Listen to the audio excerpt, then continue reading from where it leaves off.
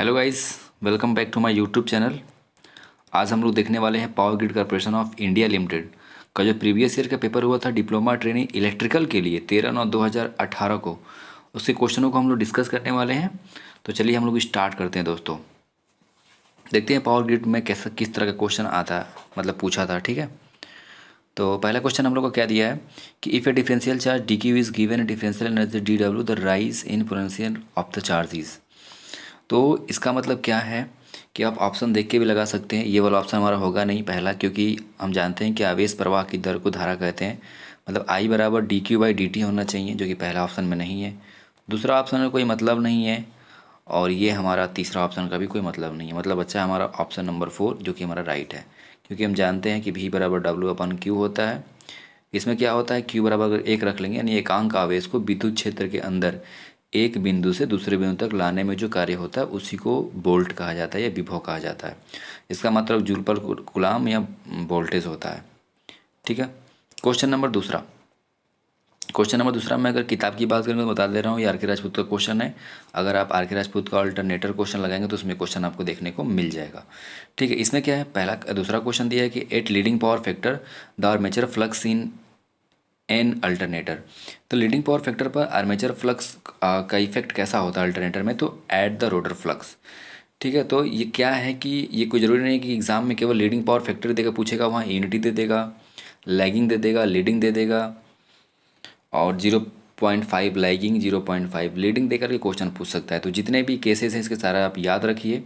और unity power factor पर चाहे अल्टरनेटर हो चाहे सिंक्रोनस मोटर हो, दोनों का पावर फैक्टर हमारा पर दोनों का जो नेचर होता है आर्मेचर रिएक्शन का वो क्रॉस मैग्नेटाइजिंग ही होता है। लेकिन अगर जीरो पावर फैक्टर लैगिंग की बात करेंगे तो अल्टरनेटर के केस में प्योरली डीमैग्नेटाइजिंग होगा और सिंक्रोनस मोटर के केस में प्योरली मैग्नेटाइजिंग होगा। लेकिन अगर लीडिंग के केस में बात करेंगे, जीरो पावर फैक्टर लीडिंग के केस में, तो अल्टरनेटर के केस में प्योरली मैग्नेटाइजिंग होगा, जबकि सिंक्रोनस मोटर के केस में प्योरली डीमैग्नेटाइजिंग होगा। एक मैं ट्रिक बता दे रहा हूँ, यहाँ से आप सिंपली याद कर सकते हैं। अगर जीरो पावर फैक्टर लीडिंग होगा तो अल्टरनेटर के लिए पी डी याद रखिए, और सिंक्रोनस मोटर के लिए पी एम याद रखिए। पी डी मतलब प्योरली डीमैग्नेटाइजिंग और पी एम मतलब प्योरली मैग्नेटाइजिंग। और जीरो पावर फैक्टर लीडिंग पूछ देगा तो जस्ट इसका उल्टा कर लीजिएगा। अगला क्वेश्चन नंबर तीसरा क्या दिया है, a lightning discharge between cloud during a thunderstorm is of 10 coulomb. The time of discharge is 10 millisecond, determine the average lightning current. तो फार्मूला सिंपल जानते हैं हम लोग, Q बराबर आई इन टू टी। इसमें रख दीजिए Q का मान आपको 10 दिया ही है, आई आपको निकालना है, T का मान 10 मिली सेकेंड यानी 10 गुणे 10 के घात -3। आप सॉल्व करेंगे, आई बराबर 1000 एम्पियर आपको आंसर मिल जाएगा। क्वेश्चन नंबर तीसरा हो गया। क्वेश्चन नंबर चौथा क्या दिया है, the minimum number of diode required in A centre tap full rectifier. देख रहे हैं कितना सिंपल सिंपल और कितना इजी क्वेश्चन पूछ रहा है। अब देखिए, अगर हाफ वेव पूछता तो 1, हाफ वेव रेक्टिफायर के लिए 1 डायोड लगता है, फुल वेव के लिए 2, ब्रिज पूछता है तो 4। ये भी हो गया, क्वेश्चन नंबर चौथा भी हो गया। अब ये कोई मतलब नहीं, केवल इतना ही पॉइंट याद रखिए कि हाफ वेव के लिए 1 से फुल वेव के लिए 2, ब्रिज के लिए 4। आप पूरा याद रखिए कि हाफ वेव रेक्टिफायर की एफिशिएंसी कितनी होती है। तो हाफ वेव रेक्टिफायर की एफिशिएंसी होती है 40.6%। फुल वेव की कितनी होती है, जिसका डबल कर दीजिए, फुल वेव या फुल वेव ब्रिज का 81.2 यानी 81.2% होती है। रिफल फैक्टर क्या होता है, तो हाफ वेव के लिए रिफल फैक्टर 1.21 होता है, जबकि फुल वेव के लिए क्या होता है 0.48 होता है। फुल वेव ब्रिज और फुल वेव रेक्टिफायर। इसका पीक इन्वर्स कितना होता है, तो पीक इन्वर्स की अगर हम बात करेंगे तो हाफ वेव के लिए हमारा होता है वी, फुल वेव के लिए होता है 2 Vm, और ब्रिज के लिए हमारा होता है, ब्रिज रेक्टिफायर के लिए Vm। तो बहुत सारे पॉइंट्स हैं, उन सारे पॉइंट्स को आपको याद रखना पड़ेगा। अभी तो हम लोग बस क्वेश्चन को जल्दी डिस्कस करेंगे। इसमें क्वेश्चन नंबर 5 क्या दिया है, the SI unit of energy. तो ये सिंपल है, क्या होता है, ऊर्जा का एसआई मात्रा क्या होता है, जूल होता है। Forbidden energy gap in an atom is the gap between the. तो फॉरबिडन एनर्जी गैप होता क्या है, तो जो हमारा कंडक्शन बैंड होता है, मान लीजिए हमारा एक कंडक्शन बैंड है और ये हमारा बैलेंस बैंड है, इन दोनों के बीच में जो गैप होता है उसी को हम energy gap, forbidden energy gap कहते हैं। इसका मात्रक इलेक्ट्रॉन वोल्ट होता है। याद रखिएगा, पूछता है कि एनर्जी गैप का मात्रक क्या होता है, इलेक्ट्रॉन वोल्ट होता है। और सिलिकॉन जर्मेनियम अलग अलग मटेरियल के अलग अलग एनर्जी गैप का उनका वैल्यू होता है, मतलब वोल्ट में होता है। ठीक है, लेकिन देखिए अगर सिलिकॉन की बात करें, एनर्जी गैप का मान, मतलब फॉरबिडन एनर्जी गैप का मान 3 से ज़्यादा है तो ये हमारा इंसुलेटर होगा। अगर 3 से कम है तो ये हमारा क्या होगा, सेमीकंडक्टर होगा। ठीक है, अगर 0 है, मतलब ये एनर्जी गैप की वैल्यू अगर 0 है तो हमारा क्या होगा, ये कंडक्टर होगा। दूसरा क्या है, क्वेश्चन नंबर 7 क्या है, next question, which of the following is the current controlled voltage source. तो एक करंट कंट्रोल्ड है ना, मतलब देखिए ये वाला हमारा कंट्रोल करता है इस सोर्स को, तो इसमें देख लीजिए करंट कंट्रोल, ये वाला तो इधर वोल्टेज कंट्रोल्ड है, करंट सोर्स है ये वाला होगा नहीं। ऑप्शन आप 4 में देखिए इसको करेक्ट किया है, क्यों करेक्ट किया है, तो यहाँ मिलाइए, यहाँ देखिए ये करंट कंट्रोल्ड है, वोल्टेज सोर्स को कंट्रोल कर रहा है, यानी current control voltage source. Simple question था। अगला क्वेश्चन क्या दिया है, which type of instrument is not directly applicable to measure the quantity of AC current. तो इसमें कौन सा ऐसा इंस्ट्रूमेंट है जो एसी करंट को मेजर नहीं करता है, तो हम जानते हैं PMMC, permanent magnet moving coil जो होता है ये केवल डीसी पे वर्क करता है। हॉट वायर हमारा एसी एंड डीसी दोनों पे काम करता है। मूविंग आयरन टाइप हमारा क्या होता है, एसी एंड डीसी बोथ। और परमानेंट मैग्नेट केवल डीसी पे वर्क करता है, और इंडक्शन टाइप ओनली एसी पे वर्क करता है ये। ठीक है, और स्केल की बात करेंगे तो देखिए इसका स्केल बस लीनियर होता है, इसका स्केल लीनियर होता है, इसलिए होता है क्योंकि ये एवरेज वैल्यू को मेज़र करता है, केवल डीसी पे मेज़र करता है। और इसमें सबसे मोस्ट इफिशिएंट डैम्पिंग की यूज़ की जाती है, वो हमारी है ईडी करंट डैम्पिंग। ठीक है, इसमें ईडी करंट डैम्पिंग की यूज़ की जाती है परमानेंट मैग्नेट मूविंग कॉइल में। ये भी क्वेश्चन पूछ चुका है कि मोस्ट इफिशिएंट डैम्पिंग कौन सी होती है, तो ईडी करंट डैम्पिंग होती है। इसका स्केल क्या होता है, लीनियर, वेरी इंपॉर्टेंट पॉइंट। और बाकी जितने भी रेस्ट ये हैं तीनों, इंडक्शन हो गया, हॉट वायर हो गया, मूविंग आयरन हो गया, मूविंग आयरन में तो एयर फ्रिक्शन डैम्पिंग का यूज़ करते हैं, इन तीनों का स्केल नॉन लीनियर होता है। तो स्केल से रिलेटेड, डैम्पिंग से रिलेटेड क्वेश्चन पूछता है। अगला अगला क्वेश्चन क्या दिया है, the free running speed of A train does not depend on.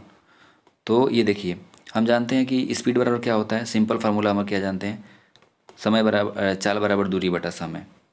ठीक है, यानी ट्रेन हमारी एक स्थान से दूसरे स्थान तक अगर जाएगी, मान लो ये वाला ए है, ए से बी तक जाएगी, तो जाहिर सी बात है कि इनका जो स्पीड होगा वो डिपेंड करेगा दोनों के बीच की दूरी, कितनी दूरी है वो। तो क्या होगा, हमारा समय दूरी से डिपेंड किया, मतलब और कितना समय लगा, तो रनिंग टाइम पे डिपेंड कर ही रहा है, डिस्टेंस पे डिपेंड कर ही रहा है, डिस्टेंस बिटवीन टू स्टॉप, इन दो स्थानों के बीच में। और इनके बीच का एक्सेलरेशन क्या है, मतलब जितना ज़्यादा इसका एक्सेलरेशन होगा, त्वरण होगा, उतना जल्दी हमारा यहाँ से यहाँ तक पहुँच जाएगी ट्रेन। यानी ड्यूरेशन ऑफ स्टॉप्स, कितना ट्रेन रुक रही है, इस पर हमारा डिपेंड नहीं करता है free running speed. Question number हम लोग अब देखेंगे 10। तो क्वेश्चन नंबर 10 बहुत सिंपल क्वेश्चन दिया है हमारा। If an energy meter disc makes 10 revolution, यानी रेवोल्यूशन हमारा 10 दे रखा है, 10 मिनट दे रखा है, when 10 minutes revolution in 10 minutes, when a load 600 watt is connected to it, the meter constant in revolution पर किलोवाट। एक क्वेश्चन तो यही पूछ चुका है कि मीटर कांस्टेंट का मतलब क्या होता है, तो रेवोल्यूशन पर किलोवाट होता है।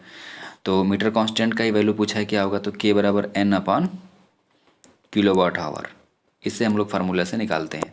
तो इस फार्मूला से क्या सिंपल, तो हमारा क्या दे रखा है, रेवोल्यूशन 10 दे ही रखा है, और किलोवाट आवर निकालना है, यानी कि हमारा 600 वाट दे रखा है, और समय दे रखा है 10 मिनट, तो इसको घंटा में चेंज कर लेंगे, और इसको डिवाइड बटा 1000 कर देंगे, क्योंकि वाट किलोवाट आवर में निकालना है। तो सॉल्व करेंगे जब आप इसको, तो हमारा आंसर मिल जाएगा 100। लगा के देख लीजिएगा आप, ठीक है। तो क्वेश्चन नंबर 10 का आंसर कौन सा होगा, 100। मीटर कांस्टेंट की वैल्यू क्या होगी, 100 revolution per kilowatt hour. Question number 11 क्या दिया है, select the option that will be give the average value of, मतलब इस हमें जो ये वेव दे रखा है ना, इसका हमें एवरेज वैल्यू निकालना है। तो एवरेज वैल्यू का एक फार्मूला होता है, जैसे हम वी ए वी निकालना चाह रहे हैं, वी एवरेज निकालना चाह रहे हैं, तो इसका फार्मूला होता है एरिया अपॉन टाइम पीरियड। अब कैसे एरिया निकालेंगे, हम इसका एक एक का पूरा एरिया निकाल लेंगे, मतलब पूरा एरिया, मान लीजिए इसका एरिया निकाल लिए, इसका एरिया निकाल लिए, इसका एरिया निकाल लिए, तीनों के एरिया निकाल के जोड़ के टोटल टाइम पीरियड हमारा पाई दे रखा है, भाग कर देंगे, आंसर आ जाएगा। अब देखिए कैसे मैं एरिया निकाल के दिखा देता हूँ। अब मान लीजिए हमें इसका एरिया निकालना है, इसका,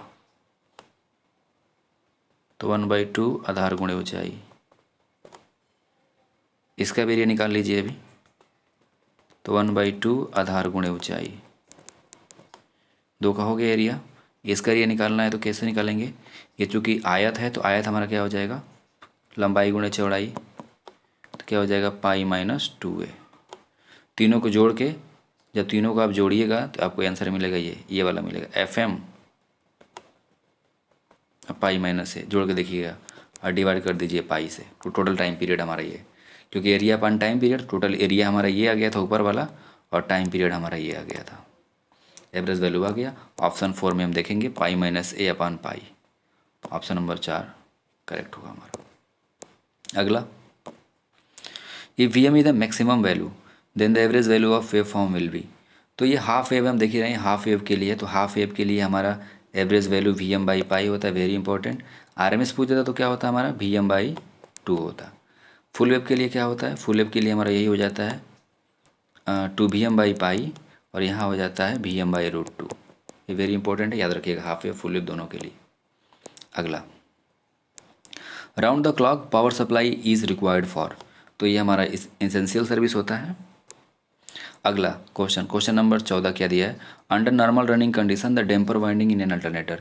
तो नॉर्मल जब वर्किंग करने लगता है, बस स्टार्टिंग के टाइम हम डेम्पर वाइंडिंग यूज़ करते हैं, जब नॉर्मल वर्किंग कंडीशन में होता है तो इसमें कोई भी करंट कैरी नहीं करता है। क्वेश्चन नंबर 15 ये भी सिंपल है, the relation between B and H in a magnetic circuit is given as. तो क्या होता है हमारा गिवन एज बी बराबर म्यू एच होता है। क्वेश्चन नंबर 16 क्या दे रखा है हमारा, which of the following device supplies 12 वाट, मतलब कौन सा इसमें डिवाइस है जो 12 वाट सप्लाई दे रही है। तो option A B C D 4 करके दिया है, तो कभी भी करंट हमारा माइनस से प्लस जाती है, तो ये तो हमारा इसे ऑप्शन गलत हो गया। देखिए इसमें ध्यान से, क्योंकि इसमें करंट इधर दे रखा है प्लस से माइनस जा रही है, इसमें प्लस से माइनस, तो दो गलत हो गया। इसमें देखिए माइनस से प्लस की तरफ ये करंट जा रही है, इसमें माइनस से प्लस की तरफ जा रही है। और वाट का फार्मूला क्या होता है, पी बराबर वी आई।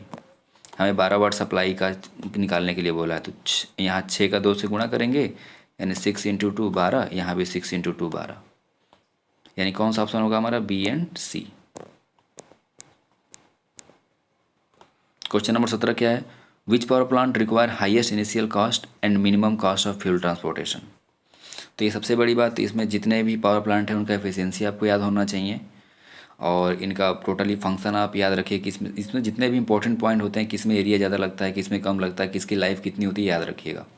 अब इसमें हाइड्रो पावर प्लांट का लगभग 100 साल होता है, इसमें कितना होता है, इसका 20 से 25 साल होता है। ये भी पूछता है आपका कि कौन सा ऐसा पावर प्लांट है जो स्टैंड बाई के लिए है या उसको हम बहुत जल्दी इंस्टॉल कर सकते हैं, तो हमारा डीजल पावर प्लांट है।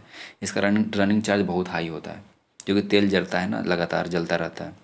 हाइड्रो पावर प्लांट में रनिंग चार्ज लगभग फ्री होता है, क्योंकि हम लोग उसमें फ्यूल के तौर पे हम लोग वाटर हम लोग को चाहिए, तो रनिंग चार्ज लगभग जीरो होता है, इनिशियल कास्ट हाई होता है। अब न्यूक्लियर पावर प्लांट हमारा इसमें ऑप्शन करेक्ट होगा, क्योंकि इसमें इनिशियल कास्ट थोड़ा ज़्यादा होती है, क्योंकि इसमें हाई स्किल्ड इंजीनियर लगते हैं, और फ्यूल ट्रांसपोर्टेशन इसमें बहुत कम होता है। Next question,